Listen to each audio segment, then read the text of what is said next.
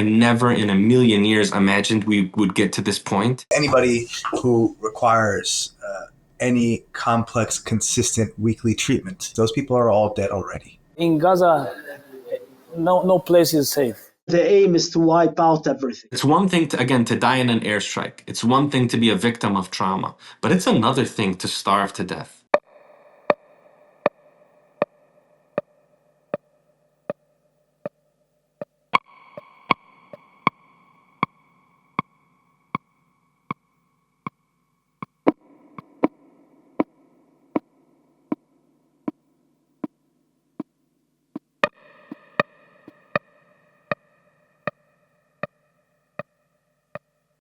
My name is Rana and I work as nutrition officer in Midi Global in North Gaza.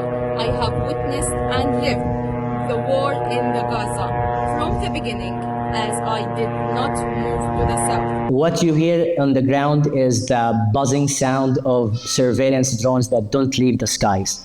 This is like 24/7 music to our ears. Bad music, something that we haven't consented to listen to. Right now, I'm standing in Shifa Hospital in Gaza. This hospital is the biggest. Everything is collapsing.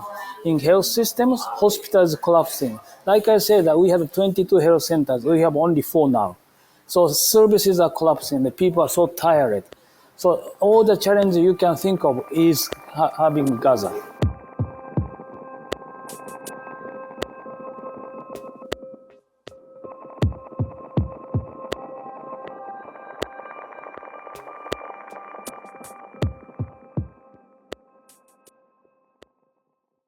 I've been in Jordan for the Zaatari refugee camp for Syrian refugees. I was in Greece, in Thessaloniki, next to the Hungarian border when there were refugees on the ground there.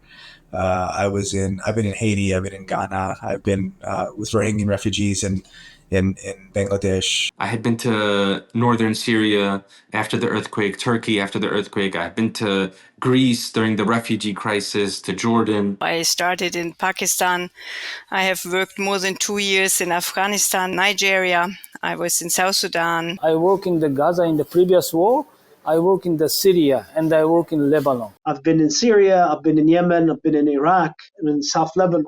All of those trips are nothing compared to this trip. I have never seen this kind of crisis in my life. It's different here. But I've never been in a genocidal war where the aim is to wipe out everything, where the aim is to take out the health system as a central part of the military strategy. Gaza is on another level. And it's all because everything is working against the people and you just see it.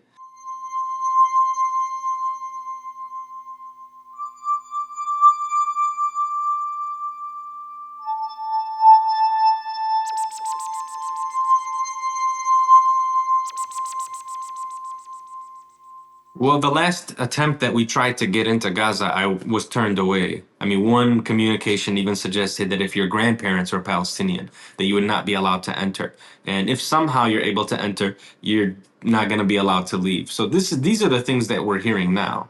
And I mean, you can imagine the sort of rage that, that I have inside of me hearing something like that. I mean, I speak the language. I know the customs, the practices. I know the land. I know the people. They're my people. They look like me. Their kids look like my kids. And we're talking about preventing me from accessing this piece of land that I have so much connection and there's so much emotion that's there. I mean, the first question is why? What purpose does that serve? What purpose does it serve to prevent somebody like me from entering into Gaza? And I will be testing it. I mean, I want to go back, and you're going to have to turn me away again to prevent me from entering. It felt like, and what I mean by that is there's no doubt that there was a purposeful manipulation of dates to make it almost impossible to go. We scheduled ourselves almost every week, and it kept getting canceled the day before we leave or 2 days before we leave because the dates kept changing for what was approved, for the number of people allowed to go, for what day we could cross, for what we were allowed to take with us. And my group that was initially supposed to be 8 or 10 or 12 docs ended up being just me. In these hospitals or in these clinics, when you're there, It serves multiple roles. I mean, I would say the clinical aspect of it, where you're actually treating people, but it's sort of the relationships that you're able to form with your Palestinian colleagues who are able to share with you the challenges on a personal and professional level. The stories are not getting out there in the way that they should, and it's because international journalists are not allowed to enter. My suspicion is that the reason they don't want that they limit the international physicians from being there is they want as few eyes on the ground as possible.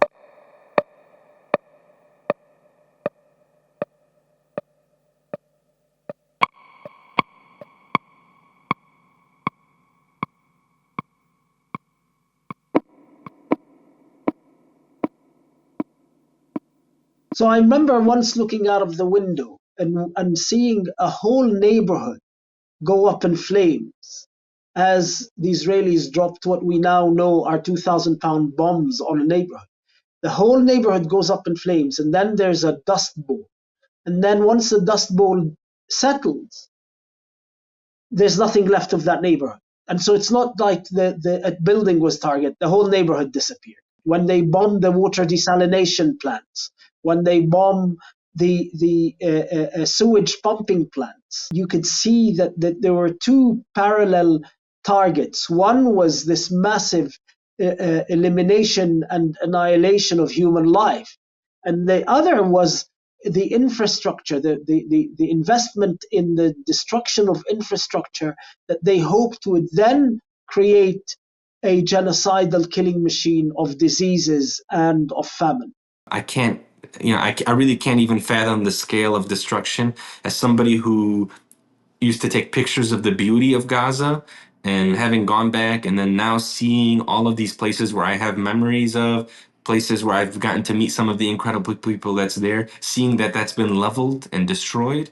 That's something that's tough to reconcile. And we get to the hospital, we sleep in the hospital, we're staying there, and it's relentless. It's nonstop. I remember thinking at nights, just laying in the mattress in the room in the hospital and just getting so frustrated by how often I was hearing the bombing take place. It's, you're obviously you can't sleep, but the second part of this is you're wondering who's on the receiving end of this bomb.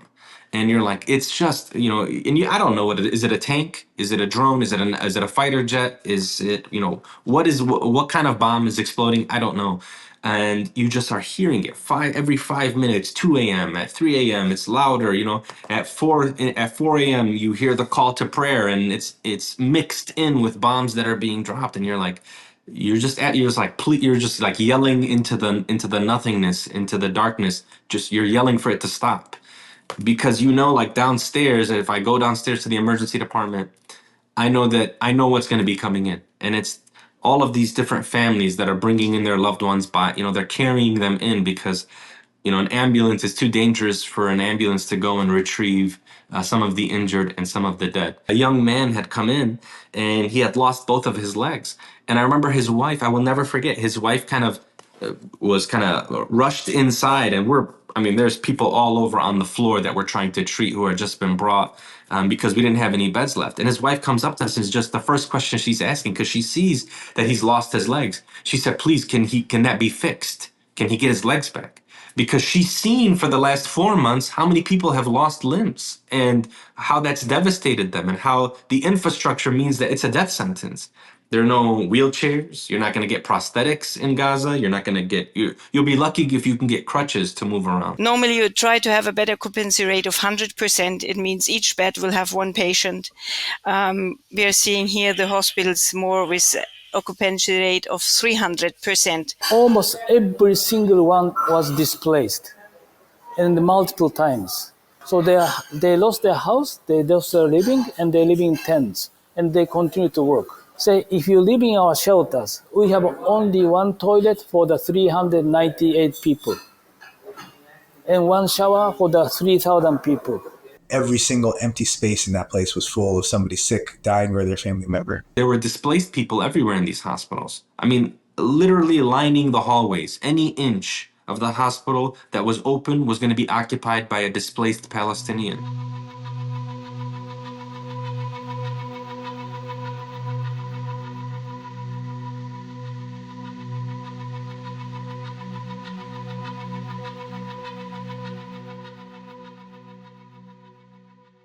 We are continuously running out of essential medicines like paracetamol, anti-fever medications, and anti-diarrheal medications. And sometimes we have to turn away patients, telling them that the only thing that we can give them is only advice. And sometimes they have to close down. They're just announcing we cannot admit anyone any longer. التحدي الآخر هو نقص المستلزمات والمستهلكات والأجهزة الطبية التي الآن نحن نعمل بأجهزة طبية متهالكة وقديمة تحتاج إلى إعادة ترميم أو إعادة تجديد أو شراء أجهزة جديدة حديثة. ونحن نسوق الكوادر الطبية نحن الآن في 3 أرباع للعاملين في الموضوع الصحي متطوعين. There was no stretchers, there was no linens, there was no gauze, very, very small amounts of gauze available for wound care, blood products, transfusions, infusions of IV fluids, all those things were in extremely short supply. And that's because there's been a very conscious and structural effort not to allow any medical supplies in. Which shocks people when they hear it and they think, I've already talked to people who almost don't believe me. And I tell them, this isn't me telling you what I heard on the news. This is me telling you what I had with me when I tried to go in to Gaza. I had, 5-6 suitcases full of medical supplies that I had kind of prepared like I do on every mission I've ever gone on. Medicines, antibiotics, all those things. And I was denied every one of those bags from entering. And even you can carry one bag with you that's less than 23 kilograms. I mean, but when we were entering through Rafah in Egypt, myself and 4 other physicians brought in 23 bags of medical supplies. And that's because we know that the trucks are stalled at the borders. We know that the trucks are not able to get in with medical supplies, with infant formula. The fundamental of the health service is what?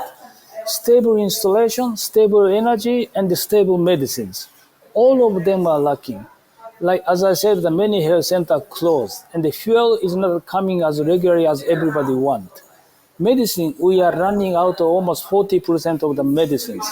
And it's summer, so we have a lot of skin conditions, and they want to have skin medicine, which we don't have yet. We are trying to send it to Gaza. And power went out regularly. So we went from situations where there already isn't adequate ventilation. ORs, operating theaters, are supposed to have a certain amount of turnover of air to prevent infection and some of these other things. And the anesthesia machine requires electricity. The oxygen machine requires electricity. Those things would stop functioning mid-surgery and the room would get dark.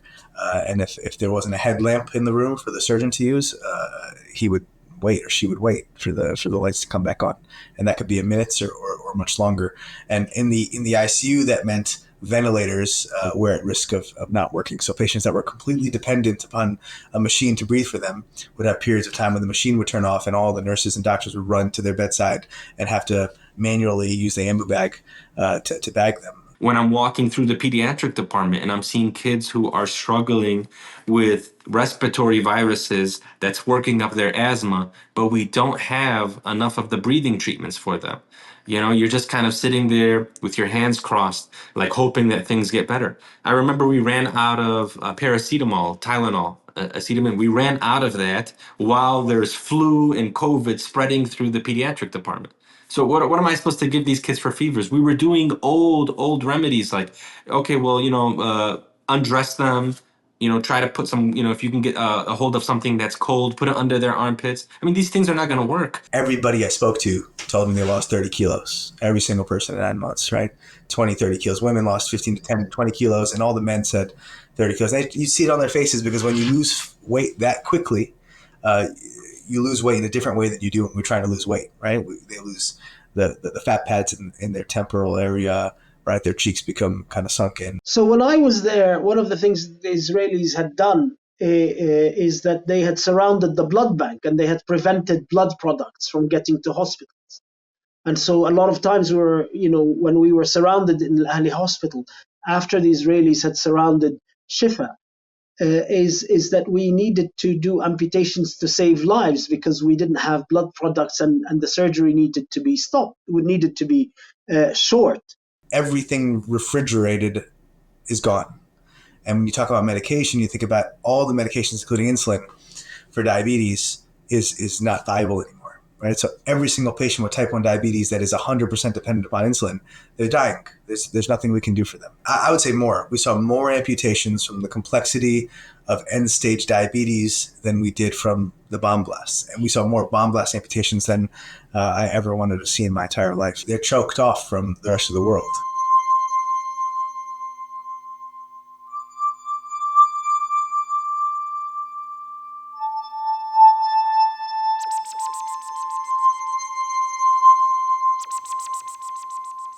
People have the gall to say it's overstated, and I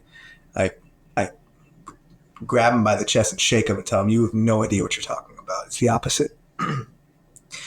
If the death toll only included those who died from the immediate bomb blast, those numbers are real. But if you want to include everybody who dies from wound infections 3, 4, 5, 6, 7, 8 days after the trauma, the number is in the tens of thousands higher. Now, even if the war suppose ends today, people cannot go back home because their homes are destroyed. And even if you manage to go back home, water supply is limited, sewage system limited, and the food is limited. Economy is collapsing. So let's say if there was a ceasefire today, the famine will continue to take the lives of people. The absence of medication will continue to cause people to die from chronic diseases that had been under control but became medical emergencies because they're not able to get their medication. The infectious diseases epidemic, and recently we heard about polio being detected, but hepatitis A, diarrheal diseases will continue to take the lives, particularly of the vulnerable children. In your study in a health center, almost 10% of children are malnourished. Before the war, it was around 1%. And so it's a quite large increase. And once you become malnourished, the immunity decreases, and so that they have less resistance to any infectious diseases. Well, this is the crux of the problem, and this is the cruelty of the war.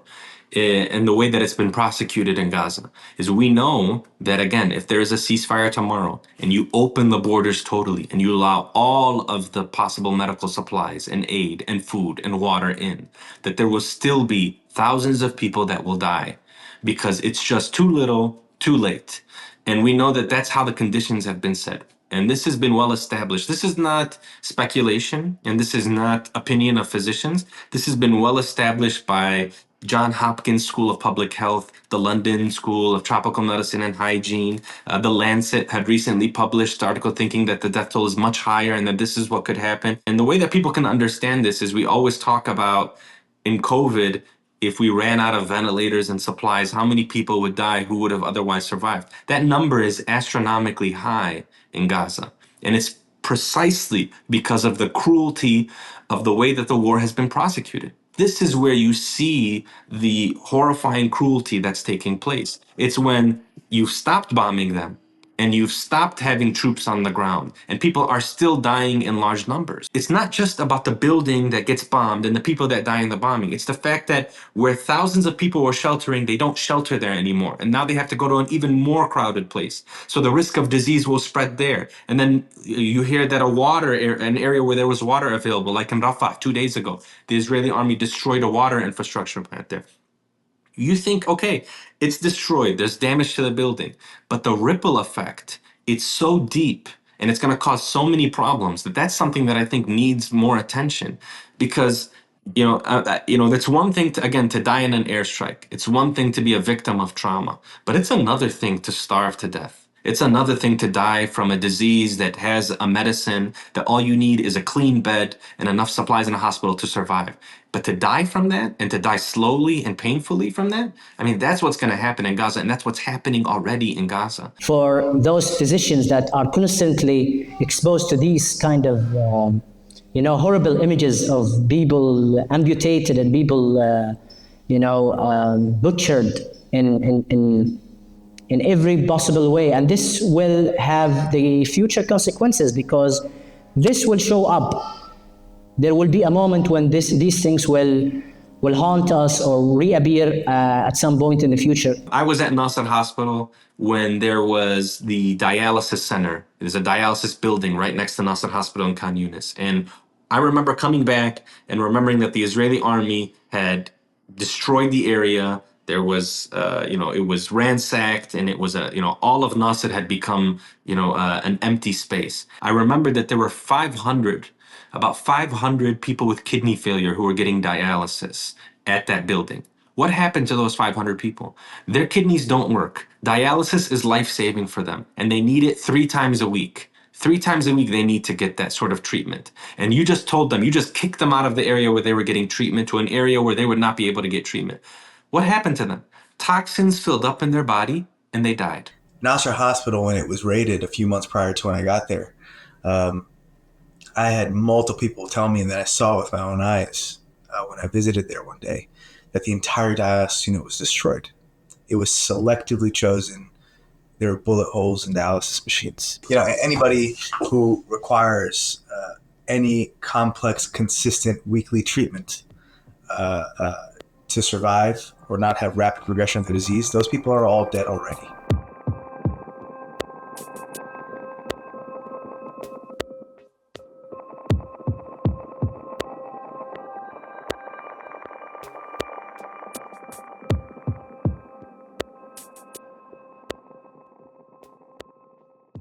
أو أصعب لحظات يوم لحظة اعتقال أو لحظة اعتقال الكوادر الطبية. فلما توجهت للتحقيق إن أطلع الدرج، يعني فطلعت الدرج، لما توجهت وجدت الطواقم الطبية عندي مخلعينها ملابسها، مربطينها، معصبين عينيها، ومقاعدين على الأرض بدون التحقيق، بدون أي شيء. I had the kind of honor of having to work with Gazan physicians and healthcare workers and nursing staff who told me their stories firsthand and showed me pictures on their phones. And they weren't just stories, they were people that I touched, that I sat with and worked with for a month and got to know who they were. And they told me stories of being detained, of being targeted with weapons, of being sexually abused in detainment, of being stripped naked. One physician told me that for the 3 weeks of detainment that he was there, that the only reason the guards stopped beating him up is because he would get tired. I was able to speak to a physician at Al-Aqsa Hospital in central Gaza in Deir al-Balah in the ICU who took me through how he was detained and arrested and what happened to him in the 2 weeks where he was abducted from a hospital. The hospital had been shut down, and how he had been stripped naked, and how he was left outside in the cold because this was in January. And that process, he was just finally able to share that sort of degrading and humiliating process with somebody who's in a similar profession as him, somebody who, understands kind of the role that you have within the community, and, how you're supposed to serve people, and you're supposed to, and this was happening to him. I'm able to talk to another physician who told me about how his mom, his elderly mother, is in a displacement camp. She's in a tent and she has a tough time walking, and the nearest bathroom for her is a 15-minute walk. He can't, that's the first time he was able to share that with somebody. الساعة 2 في الليل فجر يوم 15 شهر اجتاح المجمع الجيش. لم يكن لدينا وسيلة لا لإخلاء ولا لإخراج المرضى ولا لأي شيء. صباحا طلب مني تجميع المرضى كلهم في داخل مبنى واحد. عليك انك تتخيلي انه مكان يتسع اصلا ل80 مريض، أصبح الآن يجب أن تضع فيه 250 مريض. كان الوضع أشبه بالكارثي، والمرضى لم يسمحوا لنا بدفن المرضى طوال الفترة، أو دفن الجثث طوال الفترة. كانوا موجودين معنا في داخل الأقسام. Unfortunately, we lost some of the staff because of the bombardment. And so that in UNRWA, almost more than 190 staff were killed since the start of the war. So this is the day-to-day ones. There is unfortunately targeted killing of our medical staffers. For example, one of the director of the internal medicine department, Dr.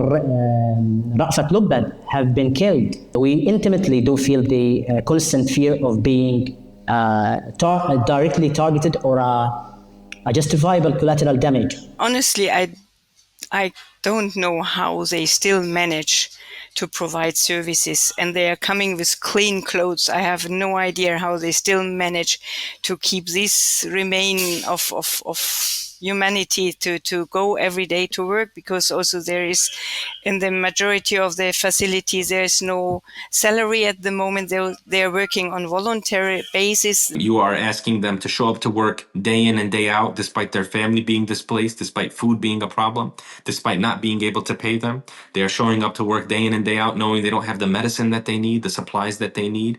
They are showing up to work knowing that the hospital could be raided, that they could be arrested or killed, or they could end up in a mass grave in the perimeter of the hospital. And they're still doing it. And they do it in an incredible fashion, with humanity, with compassion, with empathy, and most of all, with a skill set that I don't think is replicated anywhere else across the globe. For example, just today, when the evacuation order was in place, the water supplier has called us saying that he is not able to refill his water tank, which means that we don't have clean water now. Sometimes we go to the local market and find nothing. The staff is so overwhelmed. You know, I remember another young man who had been brought in, who had been, this is kind of really it's just so tragic, but he had come in a couple of days earlier, and the thought was that the shrapnel that had hit his body was all superficial and that he would be okay. Well, the way that shrapnel works is it just sort of sometimes pierces through your body and just does so much damage to your internal organs. And I remember he was brought in when I was there 2 days later, and he was really sick. I mean, it was clear this guy had a lot of damage inside. And we were waiting to see if we can take him to the operating room, but the rooms were all full with other injured people. And I remember as we're trying to sort of stabilize him and do things temporarily to keep him alive, I had one of his brothers who was helping deliver, the breaths at the head of the bed.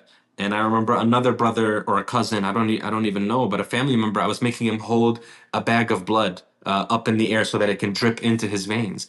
And it's because we're so short-staffed that his family, I had to call on his family to help me. And ultimately, they were there as we watched him deteriorate slowly and die. I mean, he ended up dying in front of us while his family's there trying to help him. These are things that, of course, I'm never going to forget. But the families that have had to deal with this, if we get a ceasefire tomorrow, I mean, are they going to forget everything that's happened? Are they going to live normal lives having watched, what's happened to them and the way that their lives have been attacked? No. I mean, it's never going to be the same.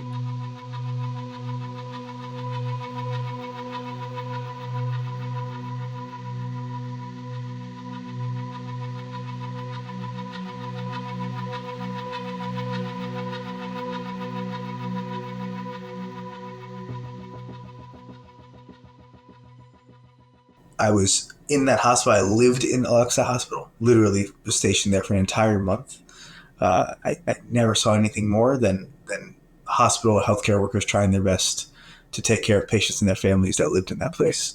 Families took refuge in that place. I never saw a weapon on campus. I never saw anything more than a healthcare team taking care of people who were suffering and dying.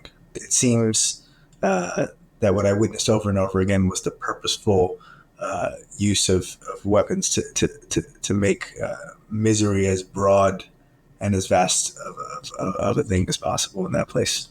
خلال المستشفى أثناء الحرب لم يكن يدور في مخطر أي إنسان لسبب رئيسي أن المستشفيات محمية ضمن القانون الدولي ولكن للأسف الشديد القانون الدولي لم يطبق في قطاع غزة. This whole narrative that the Israelis created to try to justify the targeting of the health system, from the whole idea that Shifa has all of these underground bunkers and none of them were found, these command and control centers, all of this, had it been true, we would have been, you as journalists would have been taken on tours underneath Shifa Hospital in these bunkers. If you can make excuses for kids being killed, if you can somehow come up with an excuse and be like, well, there were these people that were hiding in the area, or, it's in 2006, the people of Gaza voted this way, then there's one of two things. I mean, either you don't view them as human beings, or you think that it's that you're going to somehow arrive at a solution by doing this. And I think both are incredibly wrong. You will never achieve any sort of solution just by killing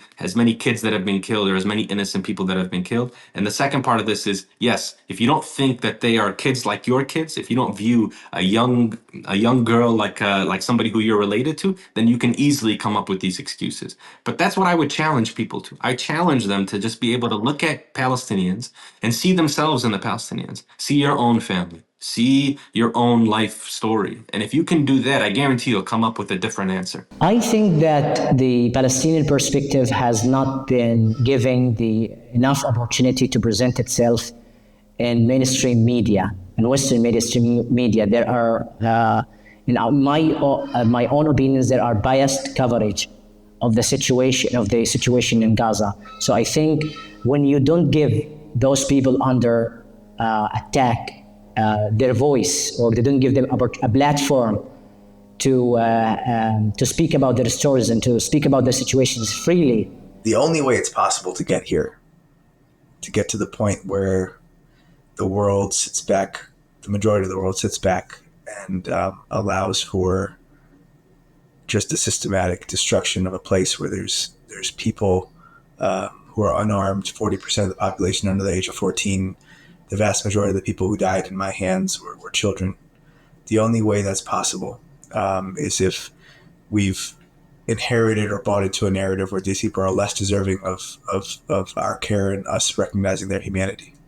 And unfortunately, we've gotten to a state of affairs where, Palestinian or Gazan blood is not as valuable as somebody else's. That the tears of a mother who mourns her child in Gaza is not recognized as meaningful as somebody else. And what I saw when I went there was the opposite of that. I saw people more deserving than everybody else I've ever met in my life.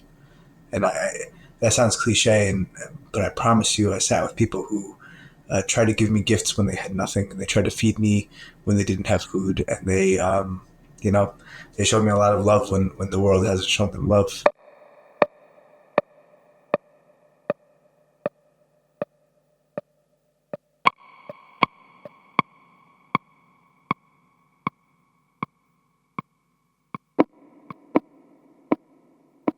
At the end of the day, if you increase the supply of weapons 10 times since the 7th of October, if you ensure that the genocide continues for 10 months, if you continue to provide political support for the Israeli government in the genocide, you are just as complicit. The United Kingdom, the United States, Germany, France, all of these governments who are supporting and supplying Israel with the weapons that it needs, and continue to do that to this day. To this day, the new British government refuses to impose an arms embargo. Neither does the German government, neither does the French government. But the second thing is the political cover. I mean, that's something that as a physician, I don't have any experience in. I don't know much about politics. But what I saw in Gaza gave me a crash course, a lesson into how horrible things can happen. And it's when you have powers that should be able to step in, intervene, and stop, that they're not doing it. Everybody, the entire world, not just the Western world, but the Arab world, everybody bears some responsibility of what's taking place here.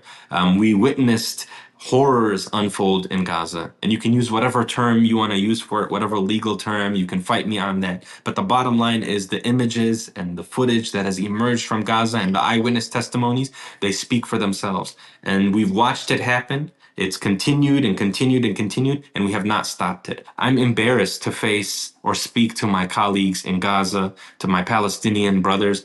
I don't know what to say to them. I failed them on every single level of being able to deliver what I can deliver. And I think the same can be said for all of these different politicians and policymakers across the board. You've totally failed them. Whether you care about that or not, I think that speaks to who you are as a person. But for me, it's something obviously that kills me. لم يقدم المجتمع الدولي أي شيء سوى بعض المساعدات الإنسانية لكي تقتل وأنت شبعان. I really would like the world, particularly Europe, accept more patients from Gaza because they really need your help, and we could still save their life. But remaining here, they may lose their life. That's my plea to the people in the Europe. But my whole life, I have kind of had to confront sort of the dehumanization of Palestinians. You know, the fact that we're always kind of painted in this, you know, very singular, one-dimensional approach. You know, very violent people, you know, terrorists. I mean, this is the things that we've had to confront, and that, you know, I think that that's beginning to change. I think people are starting to see who we are, the richness of the culture, the bravery of the people, the family-oriented society, you know, just the remarkable nature of who Palestinians are. It's because the people in Gaza are finally able to sort of communicate amidst all of this tragedy. They're able to, you know, share who they are, and that's coming to light, and it's undeniable.